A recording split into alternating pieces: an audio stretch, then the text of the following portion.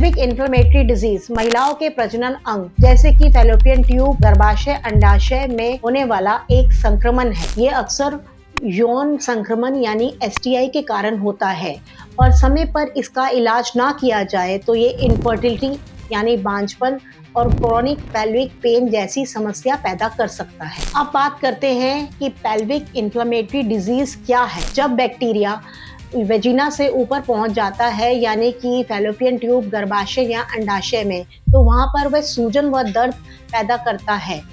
ऐसी स्थिति को पेल्विक इन्फ्लेमेटरी डिजीज कहते हैं। पेल्विक इन्फ्लेमेटरी डिजीज के लक्षण हर महिला में अलग अलग होते हैं, लेकिन कुछ सामान्य लक्षण इस प्रकार हैं। निचले पेट या पेल्विक एरिया में दर्द, बुखार या ठंड का लगना, संभोग करते समय दर्द, पेशाब करते समय जलन, अनियमित पीरियड्स या ज्यादा आना और थकान और कमजोरी का महसूस होना। कई बार PID के लक्षण बहुत हल्के होते हैं, इस वजह से महिलाएं इसे नजरअंदाज कर देती हैं। अब बात करते हैं PID के कारणों के बारे में।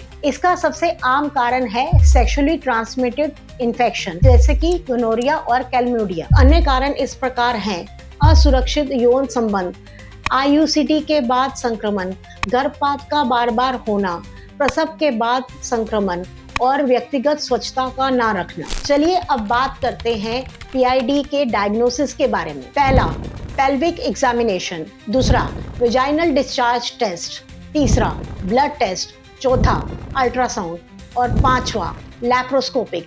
गंभीर मामलों में इनसे उनकी संक्रमण की पुष्टि और गंभीरता का पता चलता है। चलिए अब बात करते हैं इसके बचाव के बारे में। सुरक्षित यौन संबंध, नियमित स्त्री रोग जांच, व्यक्तिगत स्वच्छता, एक ही यौन साथी, संक्रमण के लक्षण दिखते ही तुरंत इलाज। आयुर्वेद में PID को योनि रोग यानी कि आर्तवह स्रोतस विकार माना जाता है, जो कि वात पित्त असंतुलन के कारण होता है। चलिए अब जानते हैं इसकी आधुनिक चिकित्सा के बारे में। एलोपैथिक में मुख्यतः इसका इलाज एंटीबायोटिक से किया जाता है और जब गंभीर स्थिति हो जाती है तो अस्पताल में भर्ती किया जाता है, IV एंटीबायोटिक्स दी जाती हैं और एब्सेस या पस पड़ने पर सर्जरी भी की जा सकती है। अब बात करते हैं कुछ आयुर्वेदिक औषधियों के बारे में। पहला, अशोकारिष्ट। दूसरा, लोद्रासव। और तीसरा, त्रिफला चूर्ण भी दिया जा सकता है। और इसके कुछ अन्य उपाय: योनि धवन, त्रिफला क्वाद से, इम्यूनिटी बूस्टर दवाइयाँ और एंटी इन्फ्लेमेटरी जड़ी बूटियाँ।